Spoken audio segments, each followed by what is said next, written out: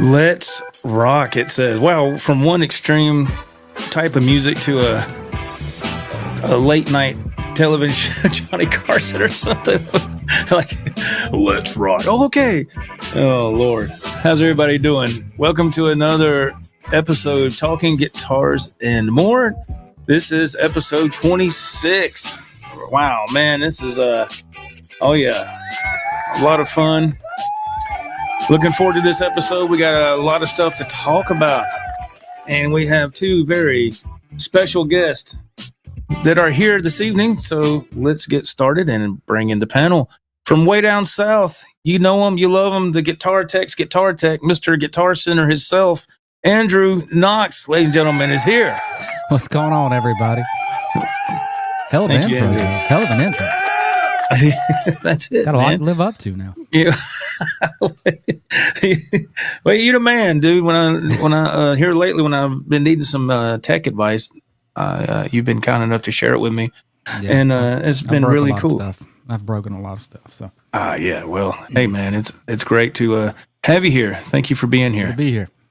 Thank you very much. And from way up north, we go from south to up north. You know him, you love him, the lead guitar player, backup vocalist for King Cobra, voted best metal band in Wisconsin in 2023. Here we are, ladies and gentlemen. Mr. Dave Stafford is here. What up, gentlemen? Let's go. Let's get it. Yes, sir. Dude, I gotta say that intro, man. Before the show started, the countdown. I was sitting there like a little kid in the movie theater waiting for a new movie to come out. I was like, holy crap, what has he done? This is crazy. I'm like, wow. I'm a little nervous. I don't know if I can live up to that. No shit. I was like, yeah, something different, man. That was cool, man. Something different. Yeah, something different. Oh, man, right out of the box, we got Mr. Jonathan, is it McCullough? Is it Jonathan McCullough? Hey, man. UK. Hey, buddy. Right out of the box. Thank you. I hear you, bud. Thank you so much. Thank you, Mr. Johnson, for being here from the UK. Yes, thank you. Yeah. Absolutely. Dwight Bailey. Hey, Dwight. What's going on? How are you doing, sir? Hope you're doing well. Hope you're doing good. What up, Thank y'all for being here. They're filing in already. That's fantastic. Thank you so much. Filing. Yeah, come on in. Let's have a good time. Let's talk about some guitar stuff, some music, and whatever these gentlemen would like to talk about as well. It's pretty much an open forum, as we usually do. I have one little thing I was wanting to talk about. We can save that for a little while. It's no big rush. That's about the only nugget I really have to talk about. But let's go around the board and let's see how these gentlemen have been doing for the past week or so. So first up is Mr. Andrew Knox. How have you been, sir? Yeah. I have had a kind of a quiet week. My wife is in San Diego at a conference, so it's just been me and the kitty cats. Okay. And actually playing a lot of guitar. So, I mean, I don't usually get to do that just because of life. But it's been good. It's been good. She comes back tomorrow. I miss her. We're ready to see her. Good, man. Good. I know you're ready for your lovely bride to be home and have a safe trip back and get back to normal. Yeah. Get back to normal on the homestead. That's always good. I'm glad to hear that everything's going well. Let's move over to Mr. King Cobra himself, Mr. Dave Stafford. How has things been going for you, sir?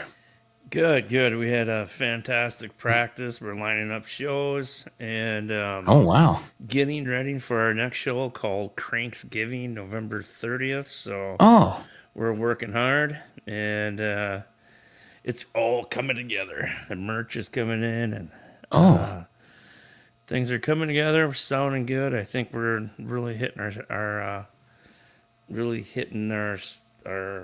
stride this year right now. I think I mean, it was good last year, but I think because I was going to say we're peaking, we're not peaking yet, I don't think, but it's coming together good. So that's good, man. That's good because I know when you texted me the other day, a couple of days ago, you said y'all had a 4-hour band practice. Yeah, well, we got a 4-hour show booked November 30th, so. Oh, it is a 4-hour show. It's 8 to midnight, yeah. Holy moly, man. Okay. Yeah. So that's a night right there. That's a full night. That's a lot of work. It wouldn't be so bad if we were playing stuff like not to take anything away from these songs, but like Mustang Sally or, but I mean, we're playing pretty intense hard rock, classic rock, metal. I mean, it's, I'll definitely be, I'll be feeling that, but it's not that bad if you go every 45 minutes and take a break, slam a beer, get another 45 set, take a break. So we might have to repeat part of it. Hey, Dwight, how you doing, man? Shoot, 4 hours. I don't know that I've ever known 4 hours worth of different songs. Golly, I do good to do 2 hours. Man. Well, 2 hours we're pretty used to 2 hours. 2 hours is pretty fun. 2 hours is really comfortable. Like I said, you get into the 4 hour range.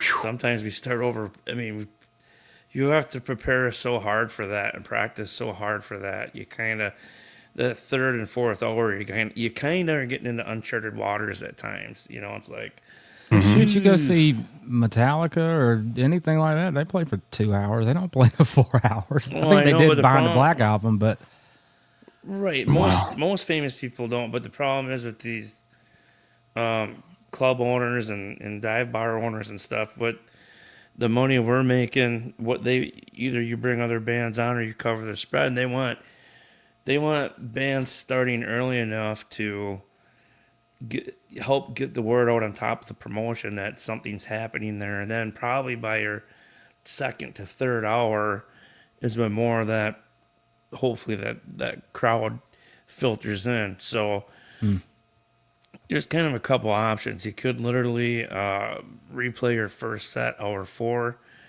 or at least try to mix it up some. But yeah, and so I guess it's kind of like, we put Rockfest on and we had another band, and this time we're just kind of doing it ourselves. We just figured we have enough material and everyone's, it's, as long as you don't overthink it, just, I mean, we play for hours on end, so it's like just whatever. If we have to replay a few songs out of the first set, nobody will. Probably 90-some% of the people that are there hour 4 weren't there hour 1. You know, so yeah. I can remember when a buddy of mine. This was years ago, and we just had a duo. That was it, just a duo. And this is when I first started to really jam with the backing tracks. You remember back in the day, you could go to a Guitar Center and get the book. Had the tabs in it, had the CD, and you could jam along with like maybe 12 songs, and it had the, just like what we do now, except back then it was on a CD with a book. And I had my buddy, I said, dude, we gotta do this, man. We could sound like a full band. And he's like, all right. And we did, and we went and got a gig at this place, a nice little place. But all we had was 12 songs. And we went and done it, and we played a few songs, whatever, took a break here and there. Tried to stretch it out, and it got to where we had to do it over. And the thing was, it was the same group of people, that was in there. And I was like, oh man, we gotta start over. So as time went on, of course, we built up the repertoire a lot more. But that first time, I was like, ooh, we were so excited. I know I was, to go in there and just play. And then when we went back to play that place quite a few more times, it was the same group of people, but very nice people. But I came to find out real quick, the more they drank, the better they loved us, man. The better we sounded, Well, that's the thing. You can run into that too, like if it is the same group of people. But I mean, because 12 songs, Joe, what does that get you? Hey, Edwin, what's that get you? Like, what's up, Edwin? How you doing, man? Probably 12 songs could easily do an hour, because we have really long songs. I mean, honestly, if we're doing some originals mixed with covers, the first set, we could probably do 8 songs or 9 songs, get that 45-minute mark, and then take our break. So yeah. And then as the night goes on, we'll hit more and more covers. Yeah, because that's more and more what people partying tend to. How many? I'm gonna cut my camera off for a second. I got to unplug something. But what? I'll ask you this question: how many songs do y'all have like ready to go on your set list? Probably close. It's close. It's between 35 and 40. Probably right around. Like right now, I don't feel comfortable with all 40 because I got to knock the rust off them, and that's what we're working on last week and this week, and because we were banging out 1 hour and 2 hour sets, and now we're looking at a 4 hour set. So I was like, oh my God, I haven't played some of these songs in 3 months. I know, man. That's why I just stick with my. Well, let's see, how many do I have on here? I have almost right about 50 on here, and I'll just sit here and go over about maybe 6. I'm slacking. I got 8 on mine. Yeah, I'd put as much as I could, and then it was like I couldn't put any more. So. Well, I try to like put active. I'll take them off and put them on. Like the ones I have 8 that I can possibly play tonight, but I don't want to keep copying those, so I'll take those off. Yeah, and then put more. That way, I'm not like punching through pages and pages and pages and pages. Right. Yeah, I try to rotate them around. There's some songs that I just love to play, but then there's other ones that I feel like that. And Dave, you might feel the same with King Cobra, but sometimes I feel like, man, I need to swap some of these out, and I feel like people's going to hear the same song. But y'all are playing for different audiences when you go. You're playing different places, so that's you could stick with the same thing all the time, and it would be fine. Yeah, fortunately for us, the only people hearing these over and over and over again are us at practice, but. And then sometimes you can tell when you have a set list they like we played a song "Blind" by Korn, and that was an ender a few times, a closer of the show, and I didn't know there was the same people there as the other show, but like, you closed that, like, oh, you closed with that last show, and they're all pumped up. So because a lot of our fan base is like my age group, right? That's about all who kind of goes out anymore. So and listens to this. Yeah, that's a good point, because I was wondering about that not that long ago. I mean, for people to go out and listen to music anymore, what is the age group? And I guess you just answered that question. Yeah. I mean, I see, I would say maybe 30, 35 up. It's not a young crowd. I mean, a lot of times young people will show up because they're friends of mine or other people that know somebody in it, but majority of them are definitely in more of 30 to 60 years old, I would say. 35 to 60, somewhere in there. Yeah. I haven't went out to watch any live music in a long time. Again, that's because of my schedule and my job. Mm-hmm. But I haven't done that in a long time. But I would like to. I think my son and I were kicking around the idea of going to the Experience Hendrix. They're coming to Greenville next year. He told me, he sent me a message one day last week or week before, and he said they should be getting their lineup ready pretty soon about who's going to be on the bill. And I saw the Experience Hendrix tour many years ago in the Fox Theater in Atlanta, and it was really good. So I would like to go. You know who's going to be on this one? No. Nathan sent me the lineup poster, and Zakk Wylde's going to be there. Oh, because he was on it last time. Yeah, and I would love to go just to see Zakk. And I said, of course, I want to see everybody, but I've never seen Zakk Wylde. I mean, I've never seen him live, you know. And let's see who else is going to be there. Eric Johnson's going to be there. Kenny Wayne Shepherd, our usual guys, and Satriani is not on the bill. I was hoping he would be, but he's not. But man, I need to. You know, I think he said, I think they're coming in, I think he said it's March or April when they're supposed to have the show. Yeah, so, man, you should definitely go, because not only did I not meet Zakk, and maybe you will too, but to hear Zakk, you're not going to just hear him. He does a set on stage, and then he comes into the crowd and plays a solo shredding for 40 minutes, bro. That's awesome, all over the place, and he has his crew feeding hundreds of feet of guitar cable because he won't use wireless. And they go all the way up to the crowd, and he goes all the way through there. It's 42 minutes in, and he's still going through this theater, stopping and shredding, walking right down the aisles. You know, I'm like, ain't that something? Yeah. How long is that guitar cable? 100 feet, man. Oh, that's some Buddy Guy stuff right there. That's what Buddy Guy did exactly. That's what I was going to say, Andrew. Exactly. Buddy Guy would use a long cord and go out into the crowd And that's funny because that's my how wife he'd come in that way. Like the chord would be stretched out and he'd start playing and people would be looking around for it. You know what's funny?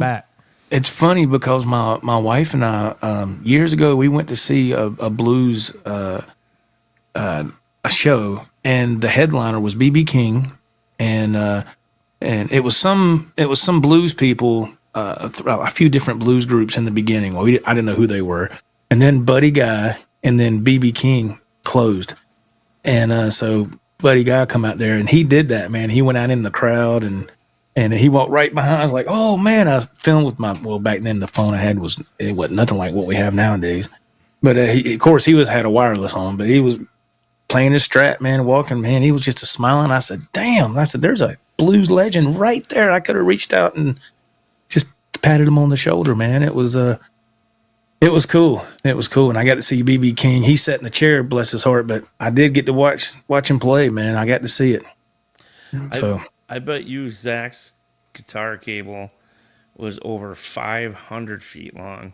Good Lord. Because it was in the Overture Center, and that holds a few thousand people. And I'm in front of him. He comes down past me and my buddy, and he give me a quick bump, and my buddy a high five because we met him before the show. And he goes behind us, starts playing all the way across the bottom floor of all the seating. Zigzag backs around. He's got guys out there stringing it from the stage. Then he goes back out, down the hall, up the stairs, and up to the upper deck. And then starts going all the way around there. And that cable's looped across the upper deck, down the steps, through the hall, across the middle of the lower level, and all the way back into the backstage. Wow. I've never seen anything like. I don't even know somebody special, obviously, especially made it, and I don't know how he didn't have a whole bunch of latency, but it was his crew, big guys holding it above their heads, stringing it out. I wonder what the deal is with having to use a cord. I wonder. I guess he just doesn't like I guess because there's too much risk with a wireless, maybe, that he thinks, or technical glitch or something. I think he's just old school, and that's what he's comfortable with. I'd have to use a wireless, man. I was like, let me have a wireless so I can move around. Edwin Crane, yeah, he is in South Carolina. He's not far from me, actually. Yeah, that's cool. It's not far. Yeah. Let's see what else. But yeah, the Experience Hendrix, that's supposed to be happening. I guess around spring next year. So I would like for my son and I to go see that. The last concert that we went to was many years ago. I think he was still living here, or he had just moved out, and we went and seen Joe Bonamassa at the which used to be called the Bilo Center. I bet that was good. And it was good. It was the bad thing about I saw Bonamassa in Columbia. Yeah, the bad thing about here, I don't know about Columbia, but I know here stuff like that type of music, it doesn't draw real big. I remember we went in there and the floor was sold out, and then the seats start going up. Then you got the next section, and man, there was a lot of what do you call those blacked off curtains sections, but anyway, he just did the show by itself. I actually think Joe Bonamassa only goes up to a certain point, and then it could be any more than 2,500, and he's just sell 2,500 tickets. Yeah, he doesn't like the big stuff. Yeah, it could be, very well be. It wasn't that I was shocked or anything. I just kind of assumed, since it was in a big, Coliseum, I figured it'd be a lot filled up a lot more. But I saw him at Township Auditorium, and it wasn't that. I mean, it was big, but it wasn't like arena or anything. It was kind of like where you'd go see a play or something like that. It's kind of how it laid out. Everybody has a seat and everything like that. Yeah, it was good. I love to hear him play. He's one of those players, and I know y'all probably have your choice as well. But do you have that certain guitar player that you like to watch and just listen? And you're like, well, for me, I'm like, well, I can't play none of that stuff, but I love to watch him play because it just sounds so cool. And I'm like, yeah, I can't do that technique, but man, I love to listen to him. And Bonamassa is one of those. Him and Eric Johnson, but yeah, they sound amazing, incredible.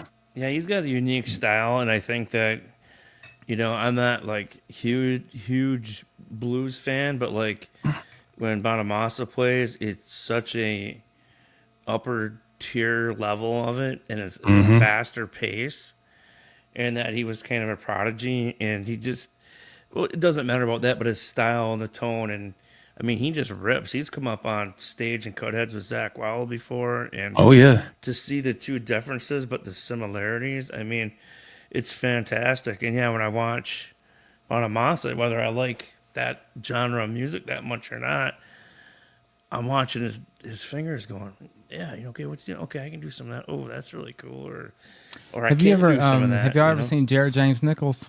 He's a blues guy that is crazy, and he seen him on plays fingers. YouTube. Yeah, and he is excellent. yeah. He's awesome, man. I don't know how somebody plays rock guitar like that. It reminds me of Mark Knopfler from Dire Straits. He'd never use a pick, and I'm like, I'm like, how you do that, man? I can't do that. I suck at it. I suck at that, man. I think it's whatever you started, the way you started. Yeah, I think so. Yeah, Look at I think that. so. Blue Mox, hey man, What's up, buddy? how you doing, man? Thank you for being here, man. Appreciate that. Thank you.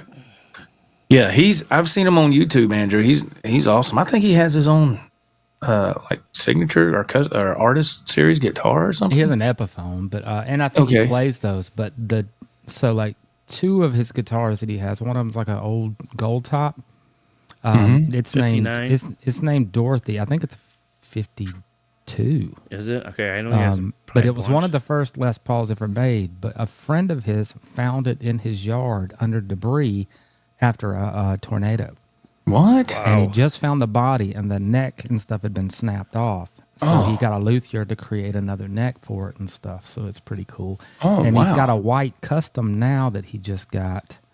That the original owner, he got it from the original owner's brother because the original owner was playing it and got electrocuted and died.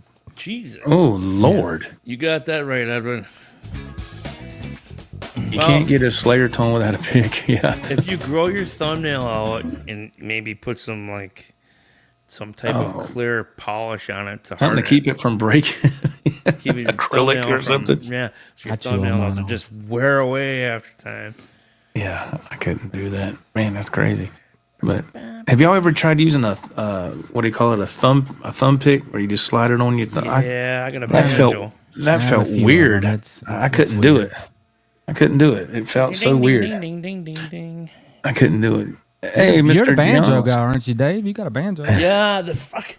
It's like I got bought at a garage sale for like $3, and I was trying to tune it one day, and the whole tuner pulled out of the headstock and fell. I was like, well, Damn, that Hercules. I hear you. huh? I said, damn, Hercules. I hear you. Yeah, right. I was like, yeah, I don't know. John DeShane in the chat. Hey, Mr. John. How you doing? Hey, what's up, man? Welcome. Thank you for being here. Yeah, I've held a banjo and a long time ago, and it felt so weird just sitting on my lap. I said, nope, and I put it right back. The weirdest thing, if I remember right, is the tuning. I'm not sure. Oh, man. Isn't there something different about the tuning on it? It's like an open G or something. And then like the fifth string stops like a certain distance up the neck. I think. Wonder where's my banjo? I think. I put it in there's the a closet tuner somewhere. like halfway up the neck or something Yeah, for that and string. I'm like, what the hell did I do with this one? Yeah, So, that's my open string. that's way over my head with that banjo stuff.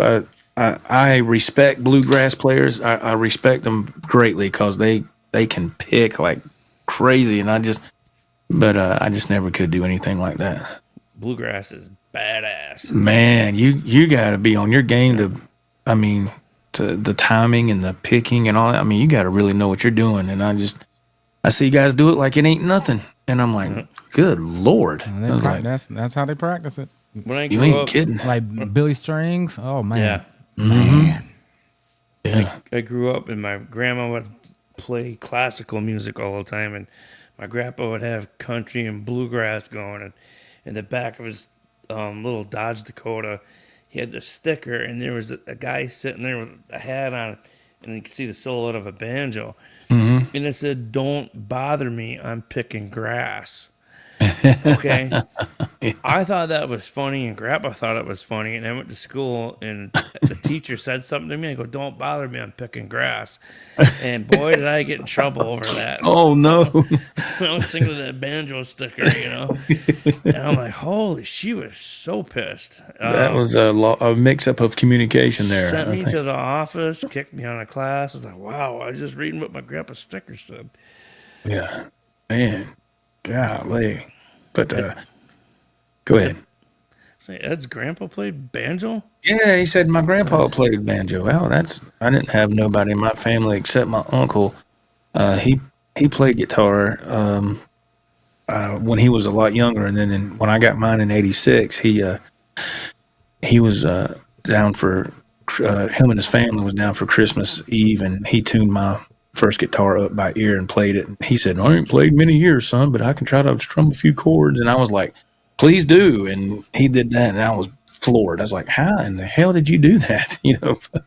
Wow. But yeah, it's really cool, and so I get like that when I see somebody play bluegrass and stuff like that.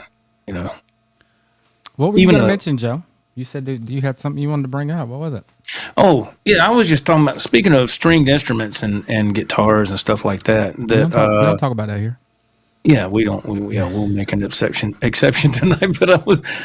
Have y'all, by any chance, seen on? I noticed it on my YouTube feed, but with there's a bunch of budget guitars out there, and what was it, Andrew? I asked you, what was it? About a year or two ago. What was that? Harley Benton. Harley Benton was really huge on. You saw that going around and around on YouTube a lot, and they've kind of faded. Well, they faded from my YouTube stream anyway. Feed, I should say. And now the brand I see popping up is Firefly. Are y'all familiar with Firefly? Okay, yeah, Dave says no. I've seen those pop up for quite a while too. Yeah, I've seen them too, and I was like, okay, let me look into this.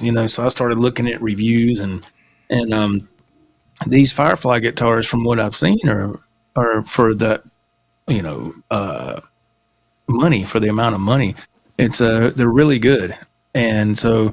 And now they're starting to make like artist models, like copies, of like they have I thought about you, Dave. They got a dime bag copy of what you got, and I said, what the heck? So I looked at that, and it looked really good.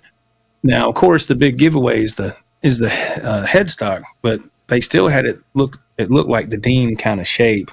Right. Of course, it says Firefly on it, but the guitar looked good, and I was like, man, that would be a great guitar for a project guitar, put some new pickups in it or whatever, or if it had a Floyd, upgrade the Floyd, and you're still coming out better than dropping thousands and thousands and thousands of dollars. So I seen a review the other night of a guy. He's a big Zakk Wylde fan as well, and he has the Epiphone Zakk Wylde like I have. Mm-hmm. And he said, I remember when I bought this in the early 2000s, and I was like, yeah, I got that guitar. And he said, but I remember they had a camouflage one back in the day, but I missed out on it. He said, unless you want to spend all this money for a camo one, you can get one of these. And I thought, what? And so we unboxed it, and it looked really, really good. And I was like, dang. So let me see if I can present this here. I pulled it up on the website. I have to look at the name of the website where you can. I thought it'd be like fireflyguitar.com, but it's not. It's under something else. Let's see here. Let's see. Okay. So let's see if I can do this, and we'll hit allow. And let me see if y'all can see this here. Can y'all see that? Oh, yeah. Okay, yeah, here we go. So the camouflage circle guitar, it looks good though, man, and it's $239.96. They call it the circle guitar. Yeah, the headstock's definitely different, like you said. Yeah, that's a nice looking guitar. I mean, for that price, for that money. I mean, and the guy did. He's got this same guitar, and he tested the pickups to see what they were putting out. And I think they was putting out about 12 or 13, which wasn't bad on the bridge. And I think the neck was putting out like 11 maybe. But I would have to go ahead and get some EMGs and throw in there now that I kind of understand how to do that. I throw some EMGs in there. As much as the guitar. And EMG is like, I mean, I think you can still get a Zach Wells signature EMG 8185 for like $220, can't you? With the pots. I have not looked at that lately. And then it's plug and play, set it in, put the pots in, and it's like quick connects. Yeah. I think I have 4 guitars with EMGs in them. Or wait a minute, I did sell a couple. I don't have any active guitars right now. I have most of mine are active. I was telling Joe, like 2003, 2005, I was kind of in a heavier band. Everything I had was EMGs. If it didn't come with EMGs, I'd pull out and put them in there. You know what I mean? Yeah. And so I went like all active for, 4 or 5 years. I didn't have anything passive. And then I got a passive guitar and I was like, man, this sounds good. I guess gotten far enough away from it. And then I flipped and went passive and haven't gone back since. I think passive pickups, there's some absolutely killer passive pickups. My 8515s and my PRS are phenomenal. The Eddie Van Halen pickups they put in my Wolfgang signature made in Japan, I mean, those are awesome. There's some killer passive pickups out there. I have really, go ahead. I was just going to say one of my favorite passive pickups is a DiMarzio Tone Zone. I like that, and that's a really good pickup. It's really good, and in my EVH guitars, those pickups are amazing, and so I think it's just a little bit of sometimes maybe a little more sustain or a little more push, you know, a little more kick, yeah. But other than that, I mean, is it necessary? I don't know. I mean, my Florence Fishman kill switch engage pickups, they're very unique because unlike EMGs, they have there's zero buzz. It's like almost like a noise gate when you quit playing, you know? Mm-hmm. The Fluents have 2 different kinds too. They have a modern pickup and then they have I don't know if they call it classic or traditional or something like that, which is voiced a little more like how a passive pickup would sound, but just active. And then the modern ones are more scooped like an EMG would be. And I think someone that really knows what they're doing too and how they set those pickups in, I know there's a standard of kind of how you do it, but some people that really can find those sweet spots with the, grab one guitar with EMGs in it and it sounds one way and grab another one and it sounds a lot better between the tone woods and how those pickups are set in that body. I mean, I'm just speculating, but I think that's why, because every single one that I have with EMGs, they sound a little different. And the one PRS SE Torrio that came out years ago. Torero, yeah. I sold that one. It was I never really liked the sound of that, and that had EMGs in it. I never really liked that. That was an odd duck for PRS SE back in the day because it was neck through and had a Floyd on it and all that kind of stuff. It was like metaled out. Well, and I love the neck through, but it was still it was like, even if you looked at the scale length said one thing, but the frets felt a lot farther apart.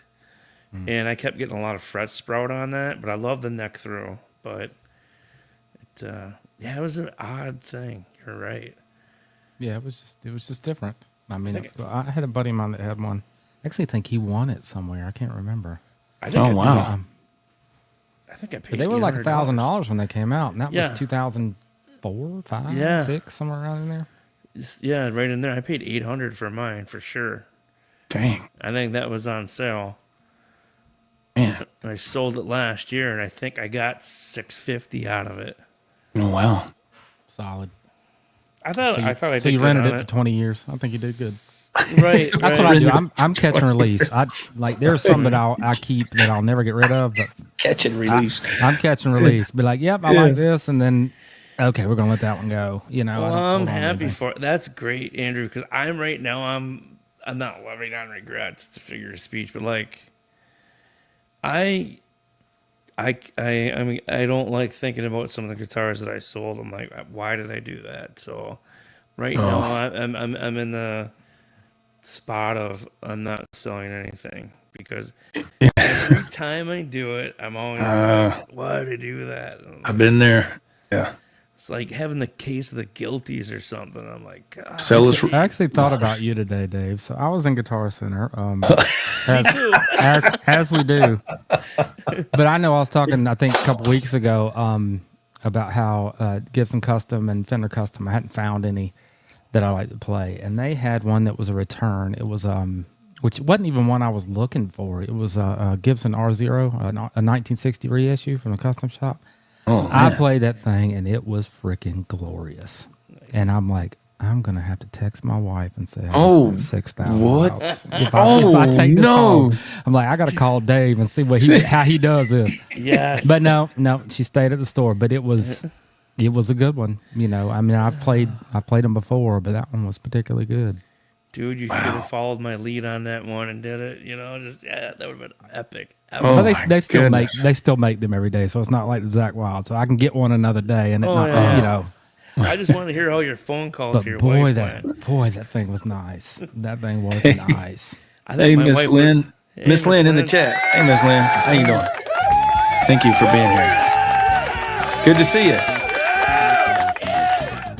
I'm sorry, Dave. I didn't mean to interrupt you. I was just going to say, I think Sierra was in shock. I don't think she knew what I'm sure, man. I'm sure she was. I'm like, I put half down, or no, I had to buy it outright. I'm like, I put it on this, and I'm gonna throw down like $1,200 a month to quickly pay the rest of that off. And she's like, okay. Oh God. She's in the grocery store. That poor woman. You just bought me a guitar, so I wasn't gonna buy another one anyway. But I was like, man, you show up now. This is when you show up. It's like, bang. Yeah. Yeah. Edwin Crane said 80 Charvel that you sold, so you kind of regretted selling that, man, I'm assuming. Yeah, it's there's been a few guitars I've sold that I was, later I was like, dang, but I ended up buying them again. So one of them was a JS 100 that I got, man, in the early 2000s. It was awesome. I got it from somebody on eBay, and I ended up selling it about 9 years ago, and everything was perfect on that guitar. I even played it live a lot, and then so I sold it, and then like a few years later I bought it again off AMS, and they had degraded the quality of that thing. That the Floyd was different. It was cheap. The pickups were horrible, and the body was the same, and then the frets were bad. They had sharp fret. I mean, I was like, what the heck happened here? So I guess they started making them out of another location, and the quality was horrible for that guitar. It was. I don't think I regret selling anything. I've never rebought anything other than a Strat, because I'm in and out on Strats. Sometimes I love them, most of the time I don't. But I've always kind of had one, and if I don't, I want to have one just to have one. But I haven't, luckily that hadn't hit me lately. I think I have a story that any of you would. That is a Joe Wentz Andrew's got on there. Yes. There you go. There it is. It's a little beat up, but somebody was asking. Send you a new one. Somebody was asking. I'm sorry. Yeah. Go ahead. Get like a, Joe better. Yeah, I think you're gonna need a new one there. The Wayne. Yeah, that one's wore out, man. Yeah. But go ahead, Dave. What were you saying? I think I have a story that my story anybody could relate to, and anybody that did something as dumb as I did would regret it, whether you even like this band or not. And I'm actually embarrassed to even say it, but I should tell the story if you want to hear it. Sure. Go ahead. So in between 2007 2010 or 12, somewhere in there, went and saw Slipknot. The other guitar player in my death metal band, Seven Signs, was on their fans page. Our club won these backstage passes. I got to meet Corey and Clown, take pictures with him. And then he was also on a drawing I think it was a pre-party before the show at the Badger Bowl, where the number one rock station was there in the entire state, and they're the ones putting this on. And I think I was in the drawing too. Well, lo and behold, the grand prize was an autographed guitar. It said autographed guitar on the headstock, Gibson style body, all like the album cover of Slipknot, and signed by all 9 members, with Joey Jordison, Paul Gray on there. They're both passed away. And Nick won that. And at the same time, my band was recording an album, and we already had like $6,000 of all our gig money in there and putting our own money in there. And Nick was short on cash, short on money.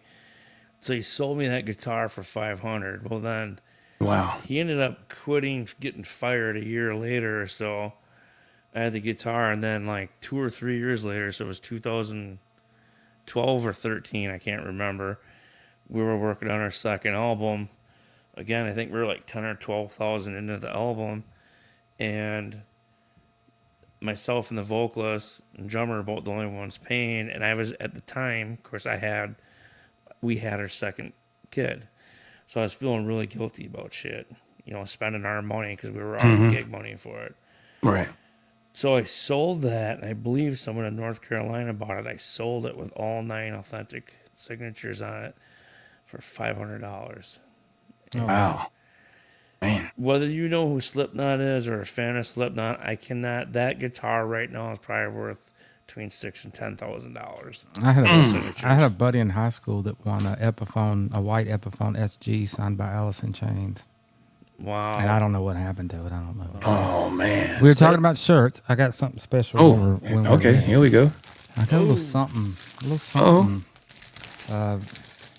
From some guy named Stave Dafford or something like that. Oh, Lord. Oh, I was thinking maybe you didn't get it yet. Nice. Oh. Here we go. So look here. Drum roll. Yeah. I don't have a drum roll thing. Here's your shirt. Leave us alone. That's what it says. Yeah.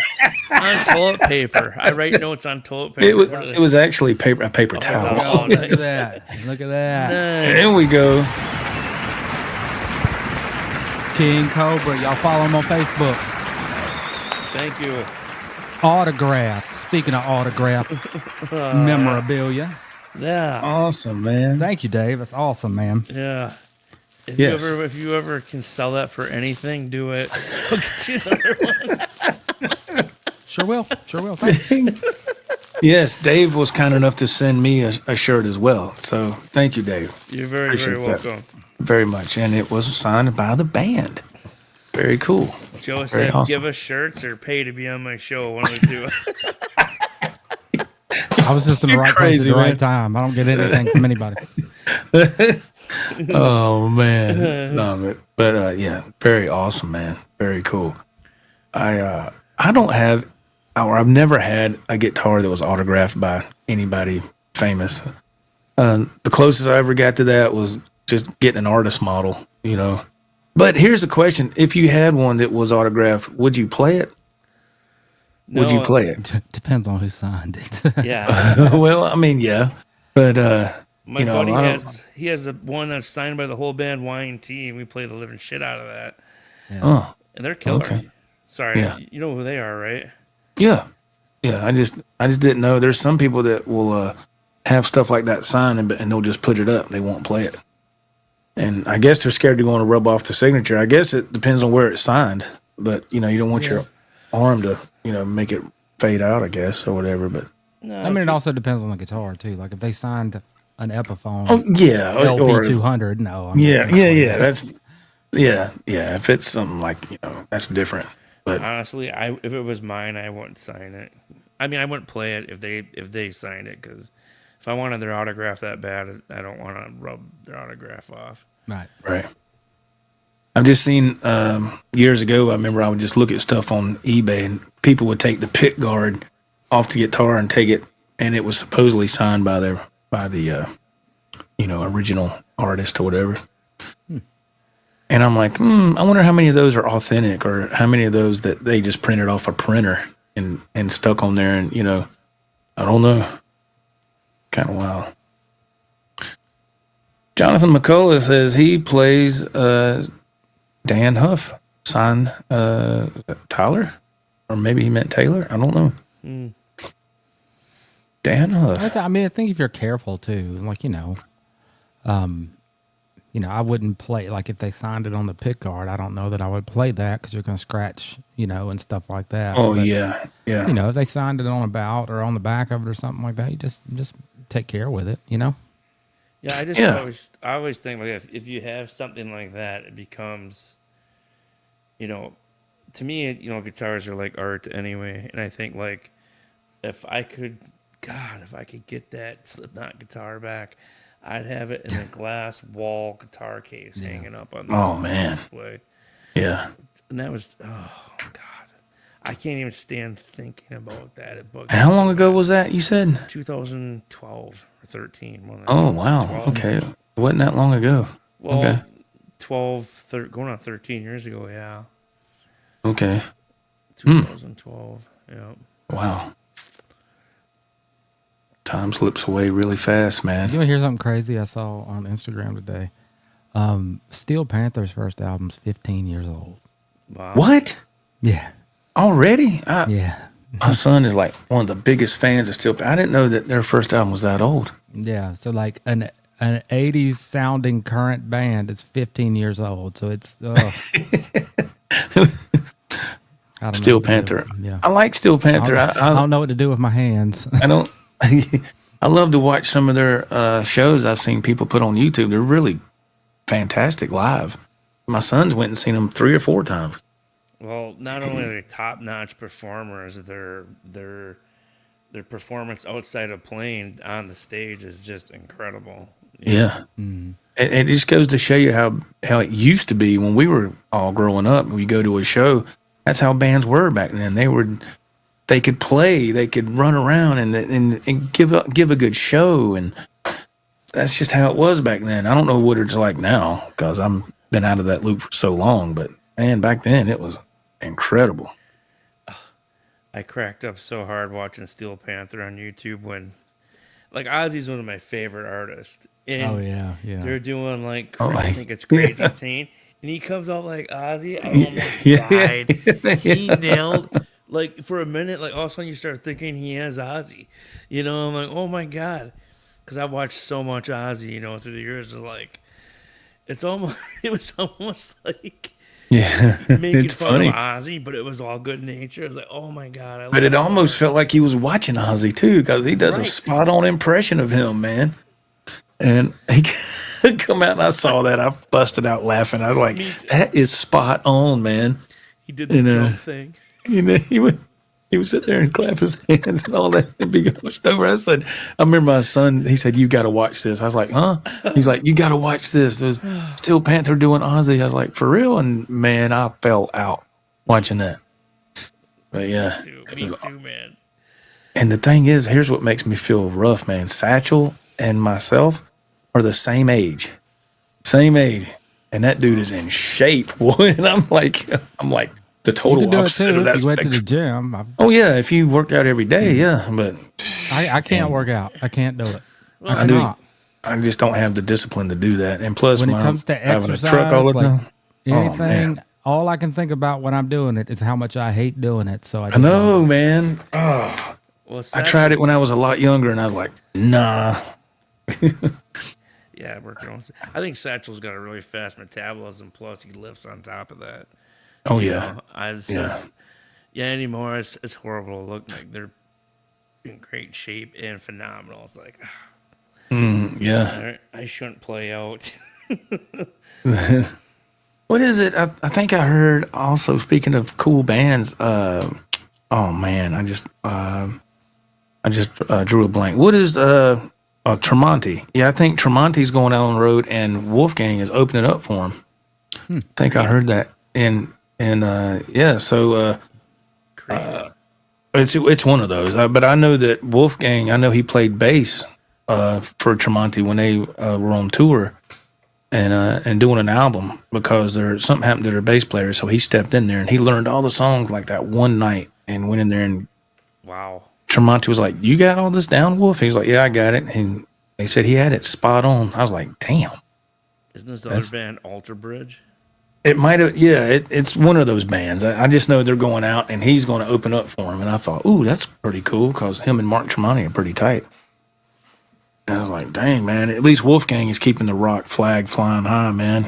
Yeah. I mean, he is. I've heard some good stuff lately. What was the thing I sent y'all on? Was it Red Voodoo? God, what was that? Yeah. I mean, they're just good. They're young kids. You know, it just came out, and like I said, Dirty Honey's really good. There's just a lot of good. There's a lot of good. I mean, it's not heavy stuff, but it's just good rock and roll, man. Yeah. I need to give some of that stuff a listen just for the heck of it. I haven't. That Red Voodoo is really good. I haven't listened to nothing. I think they got like 2 EPs out or something, so it's not a whole lot of music to listen to, but it's really good. Yeah, I haven't. And that's been on purpose on my part. I haven't listened to nothing new in a long time because when I did try to listen to something, what was that band that was out years ago and people were like, this is the next young version of Led Zeppelin. Who was it? Van Fleet. Yeah, I tried listening to them. I just couldn't get into it, man. I liked it. And then they kind of changed direction and I didn't listen to them anymore after that. But I dug them for a while. Yeah, I tried. I listened to, I was like, and I guess I don't know. I'm just stubborn like that when it comes to certain music. I like what I like, and that's it, man. Listen to what you want to listen to. And I don't know. I just got sick of everything, you know, with listening to classic rock, you know, my whole life. I just finally like, man, I got to listen to something else. This stuff is just, you know, I need to get away from it so I can appreciate it when I come back to it because that's just how I am. And and I found a lot of good stuff, you know. I mean, I wouldn't say it's as good as the stuff, you know, the good old stuff, but I found some good stuff to listen to. Yeah. Yeah, my son, he's really good about, he has a big musical palette, I could say. And so he has that Spotify and stuff going on all the time when he's at work. And so, yeah, he listens to all kind of stuff. Blue Monk says, I listened to a few, was that Polyphia songs? Yeah, the guy said down when I worked at Guitar Center, the kids were really crazy about those. And I didn't... It's different to me. It's kind of percussive, and it's kind of all up here because it's technically impressive, and it is. It's absolutely impressive, but it's all up here. And to me, I'd rather hear. They call them boomer bends because all the old people do it. But I'd rather hear somebody bend just a few notes and just get that going, and not really that going. But there's times when I want to listen to it, but it's. Like I said, it's impressive, but I agree. It's impressive, but I was just kind of like, now this is just an old man talking here. But for me, I was like, man, that ain't how the guitar is supposed to be played. I was like, what is that? All this, I've seen people doing on acoustic where they do all this, and all this stuff. And I was like, okay, it's different, but it didn't never do nothing for me. Just for me personally, I was like, okay. But I don't know. Again, I'm just stubborn when it comes to certain musical things. Yeah, I mean, different things hit me at different times too. Like I'll listen to something and not like it, and I'll listen to it a month later, and I'm like, you know what, this is. That's happened to me. Yeah, there's been some songs that I've listened to. I was like, nope, and then I was like, wait a minute, it kind of starts to grow on me. And I'm like, let me listen to that again, and I was like, yeah, it's not bad, man. It's mood. It's the mood you're in. Yeah. Too, or the mindset. I just want to piggyback on talking about Greta Van Fleet. Sure. Quick. Isn't that what they're called? Yeah. Yes. Mm-hmm. And I just think that, I like what they did too somewhat, and it was something that I couldn't really listen to long term. But I thought, and I think a lot of people agree with that, is that a lot of young kids their age didn't even know what Led Zeppelin was. So if they could get some kind of draw of the younger generation getting into rock, whether they knew about Led Zeppelin or not, it was a really positive, great thing. So I think that's completely fine if it's not somebody's cup of tea, but at least, I'm still very supportive of them, and I know you are too, but it's like, they weren't really my cup of tea from the era that I come from because of my age, but I think, damn, I was so glad to see a young band like that come out and rock the shit out of it. Oh yeah, absolutely. You know, yeah, thank the God age. there's the young generation is doing rock music. Yes, and I totally agree with that. I don't know. What was that other band my son told me about? I don't know if I'm pronouncing this right. I don't know if it's Lilac or Liliac. Liliac. Okay, and it's aren't they all siblings? Are they? Yep. Man, they are incredible, and I've seen them do some covers on social media. And I was like, holy crap! And I hadn't heard that. I'll check them out. Oh man, the singer she's incredible, She's and awesome. the drummer's badass. I mean, they're all brothers and sisters, and they throw down. They play like Holy Diver and all kind of stuff. I mean, they rock it, man. I used to follow them quite a bit. I have all their autographs on a poster, and I need to frame it. One of my old musician friends, him and his wife, they went to they're pretty big, and they went to some, they were all, because they're siblings, they were all under 18, and their dad was their promoter. They went to somewhere here in Wisconsin. It was a community center. They rented out and threw the show there, and then my buddy had pictures with them and autographs signed, and I said, hey, make sure you get me one, and he did. So wow. I think they're, I think for as talented as they are, they should be bigger than they are, Yes, I agree. Yeah. I didn't know they were that young. I thought they were a little older than that. But. Well, now I'm sure half of them are over 18, but at the time, a couple of years ago, yeah, they're impressive, man. Yeah. And what's that? How do you say the name again? Liliac. Liliac. Okay. Liliac. Yeah. Yeah. It's they were awesome. I was like, that's what I'm talking about right there, man. And when I found out they was all siblings, I was like, that's even better. Yeah. Killer. I mean, that is, and they are way awesome, man. I was like, yeah. So when I saw that, I was like, man, yeah, please keep going and get just blow up, man. Get all that exposure because they're at that right age to be able to do that. It's perfect, man. It's so incredible. And their little brother was I don't know if he was 7 years old. They're playing, Rush and Dio or whatever, and one song he's playing keys, the next song he's playing bass, but the singer isn't playing bass because it takes more acrobatics for that song vocally. Right. This little kid, the bass guitar is bigger. And it's not dumbed down either. It's not the simple version of bass. I'm like, his hand's this big, and he's like, oh my God. You know? Yeah, they're incredible. Very I really incredible. enjoy it. Whenever I see some of their stuff on social media, I'll watch it. I was like, man. So yeah, that's really cool. I haven't seen anything in a long time, Joe, so I don't know what they're up to lately. I haven't either. It's been probably about a year. I haven't seen nothing. So I don't know if they're just taking a break or they faded out or something happened. I don't know. But now after the show, I'm going to definitely check them out because I forgot about them pretty much. Yeah, they've kind of faded from the limelight or the social media limelight, I should say. For sure. Yeah. Let's see. Edwin Crane says they're like the metal Osmonds. Cool is all. Yeah. Great analogy. Yeah, the Osmonds. Yeah, that's showing our age there. The Osmonds. I used to watch that when I was a little kid. The Donnie and Marie show. Yeah. Jonathan McCullough, he's got a comment. He says that Giant are about to release a new album. Also, my friend Joe, is that Vanna? Vanna? I can't. Will be releasing Missing Toys album. Steve Lukather and Adam Huff are playing on it, amongst other bad musicians. Highly recommended. Bad musicians. Wow. Badass. I mean, badass musicians. I'm sorry. We're past 7 minutes. You can cuss. I am so sorry. Bad musician. My bad. Other badass musicians. Yeah, awesome musicians. Sorry, Mr. McCullough. Didn't mean to mess it up there. I fell all over that. Mr. Sean Z in the chat. What's going on? How about it? Steve who?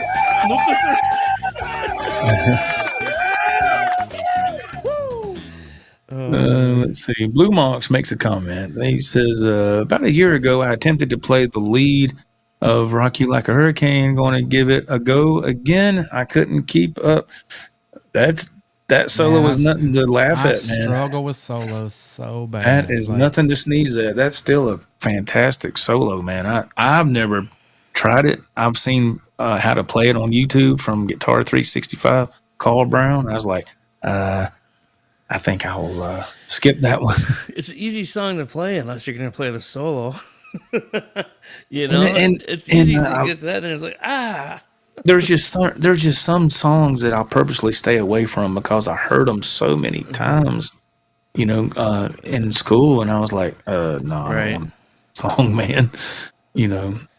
But still, Blue Monks, you work on that, man? Yes, sir. Absolutely. Is that the deal, Andrew? After 7 minutes on YouTube, you can use profanity? I didn't know that. I thought you said that. I think after 7 minutes live, you could cuss. I ain't never said that. What's going on now? What? I ain't never said that. I thought I heard it on one of your shows, but like if you go 7 minutes, you can cuss after that and not have to worry about it being. I don't know. I don't remember saying that. If I did, I don't remember. I don't know. Wait a minute. I've never got in trouble for swearing on my show. I get in trouble for playing different copyrighted music. Well, yeah. You guys have gotten talked like a letter or email for a letter. Back in the day, you got a letter. No. Did YouTube send you a letter, Joe? I did hear somebody say that on another channel, but really? It was so long ago, I couldn't tell you who it was. Well, it's gotten pretty loose-lipped on my show before. Like anything after 7 minutes, you got to think most of the time 7 minutes you aren't even. Yeah. Shit, sometimes my intros have about a dozen swear words in it. Marine Corps mother. Oh, I shit myself. Let me go to this comment right here. Dave, don't get me started. I'll start crying.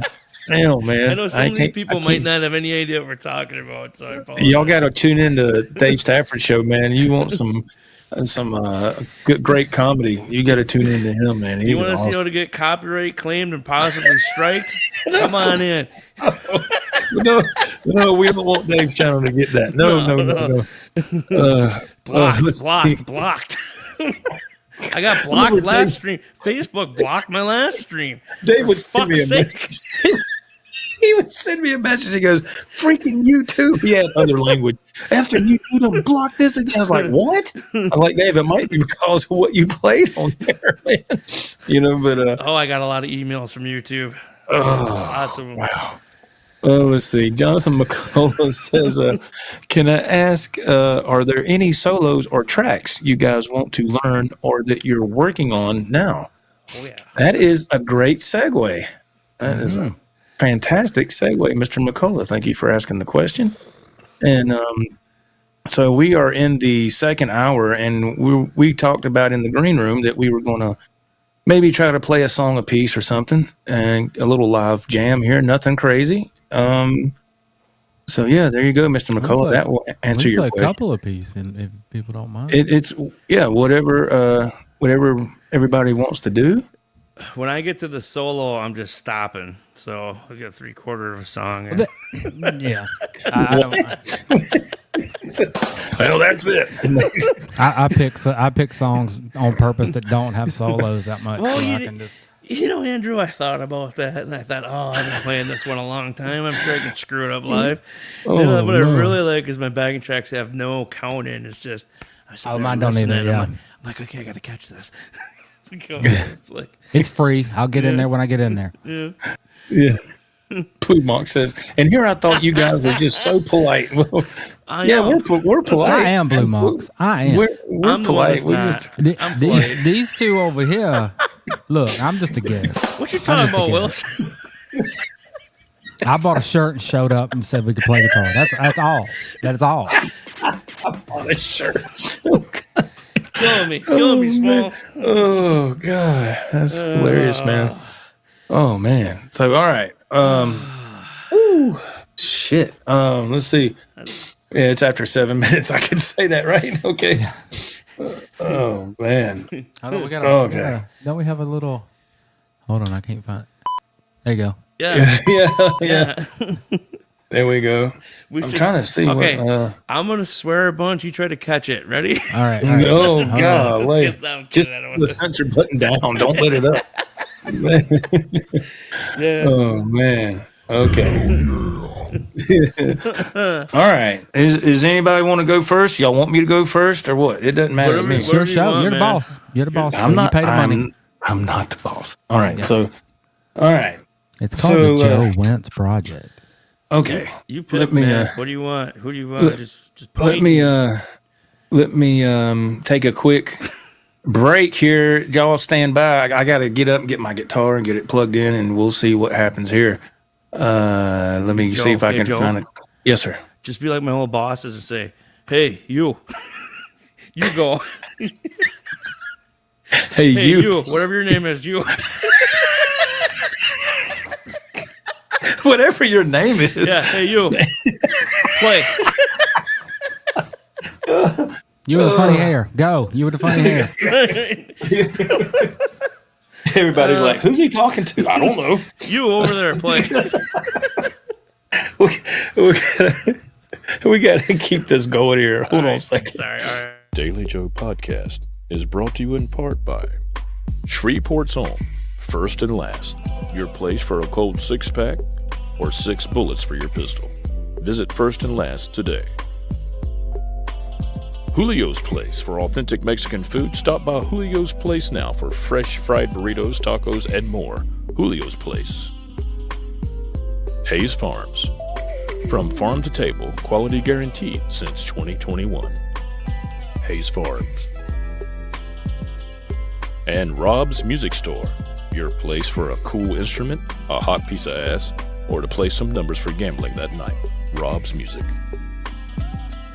And now, back to the show.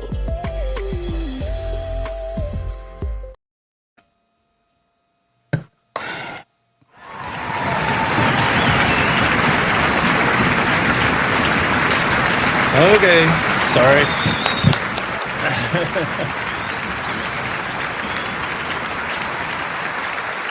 All right, let me see if we can get something figured out here. That guitar. Yeah, man, this is my Lynch Leopard. I just put an EMG 81 in here a couple of days ago. I'm not trying to be a punk, but isn't a leopard spotted and not striped? Yeah, the reason I say that is because when I played this song, The German Butcher, we did a cover of Def Leppard, and I played this song in the video, and somebody in the chat said, look, it's the Lynch Leopard. So okay. That's why I said that, yeah. It's actually a tiger Bengal stripe. But yeah. La Tigre. It's La Tigre. Yeah. So I thought that was a funny name. The Lynch Leopard. I thought that was funny. I can't remember who said that. I can't remember who came up with that, but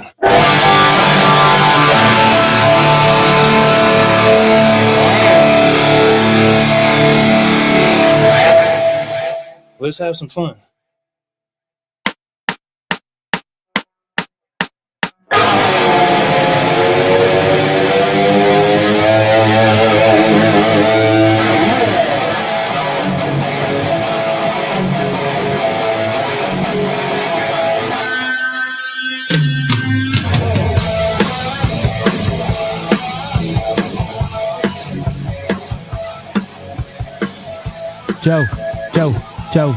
Joe. We was walking and hungry on a summer day. They sent the sheriff down to try and drive us away. Underwater, man. Is it really underwater? Yeah. Yeah, it's like that. Oh, that means I have to log out and come back in. Okay.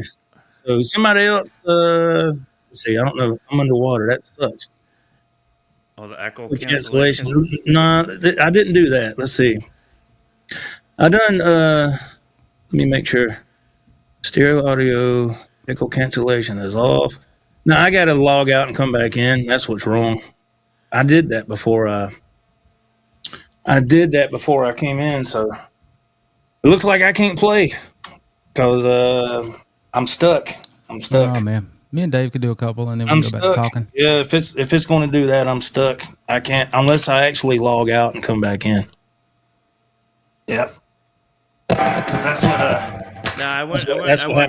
that's what happened to my son, and I just happened to look and I saw Andrew waving his hands. I said, "Uh-oh, must be bad." I did, and it's weird because I practiced and everything was fine, but sometimes you get those glitches.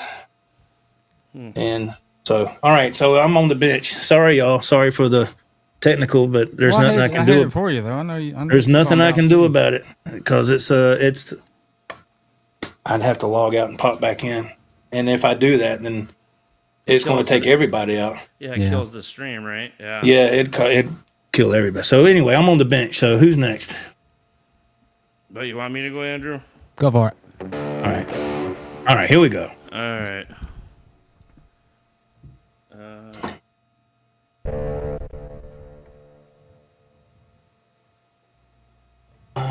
Fuck.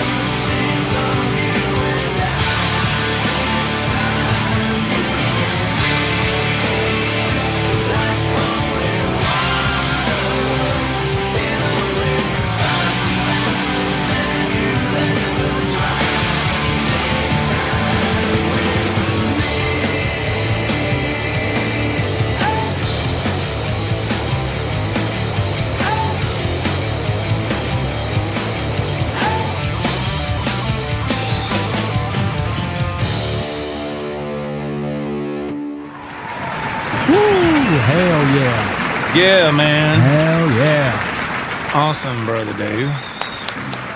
Thank you. Fantastic. Yeah, man.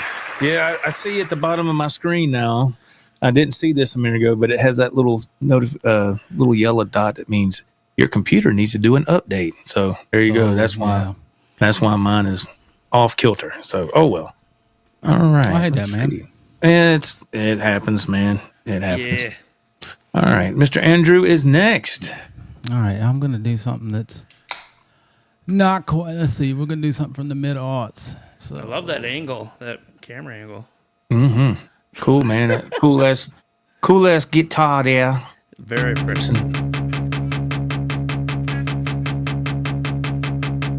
Well, it rains and it pours when you're out on your own. If I crash on the couch, can I sleep in my clothes? 'Cause I spent the night dancing, I'm drunk, I suppose. If it looks like I'm laughing and bleeding, just asking to leave. This alone, every time for the show. You're the one that I need, I'm the one that you loathe. You can watch me corrode like a beast in the roads. 'Cause I love all the boys and away with the boys in the band.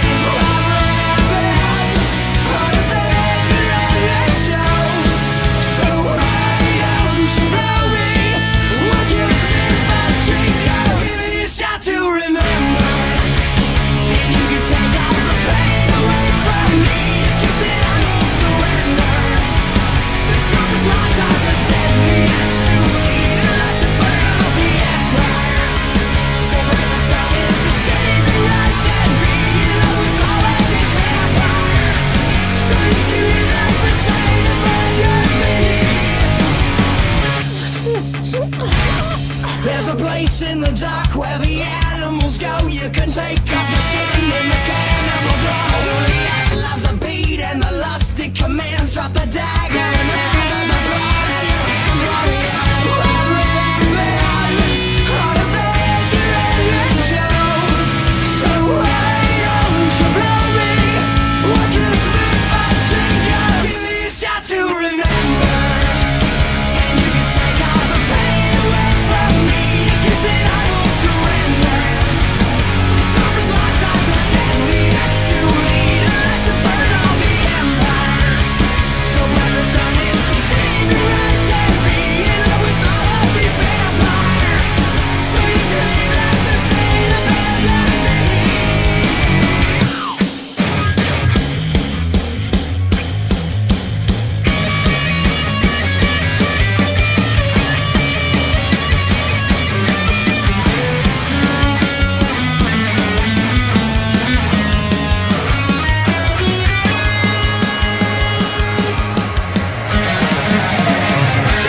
Shot to remember, and you can take all the pain away from me. Kiss it, I won't surrender. The sharpest lines are the deadly, yes, to lead, not to burn all the empires. So bright the sun is the shade to rise and be in love with all of these vampires. So you can live like the same man than me.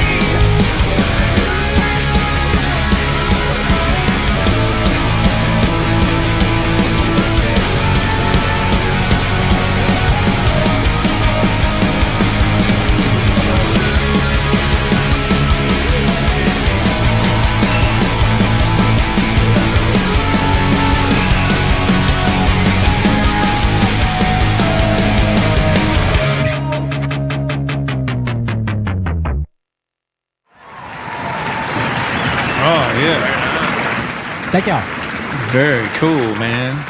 A little My Chemical Romance. Oh, okay. So I'm a Very back. I'm nice. gonna do like the 2000s, then I'll do a 90s, then I'll do an 80s, Nice. or attempt to.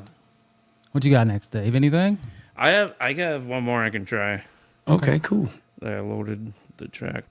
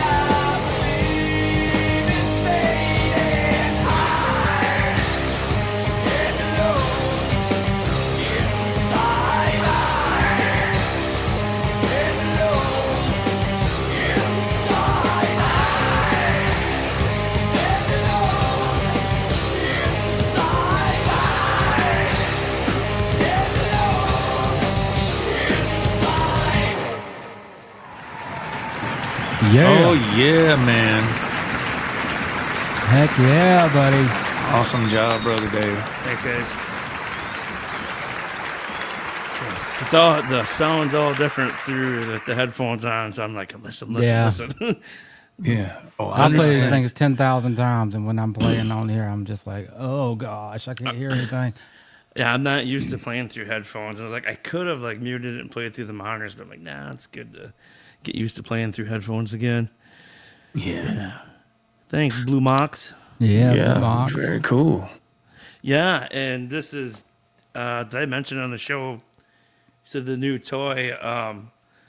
That's the OG. I have the new strap on because guitar strap on because of the shower locks that Andrew was so kind to send along with the tuners. Yes. Yeah. So thank you so much. It was so kind of you, and Sure, man. it's like I was loving it until I set my guitar down and hit the bottom of the microphone and took a chip out of the top of the headstock. But oh well, Jim.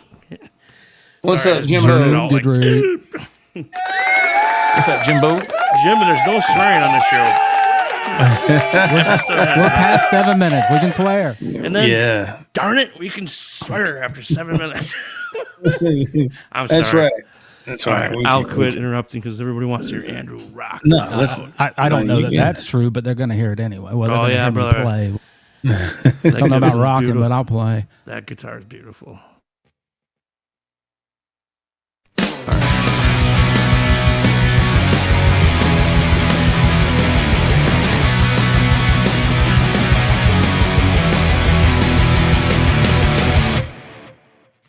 What have we done with this? It disappeared with time, it never made much sense. Adolescent resident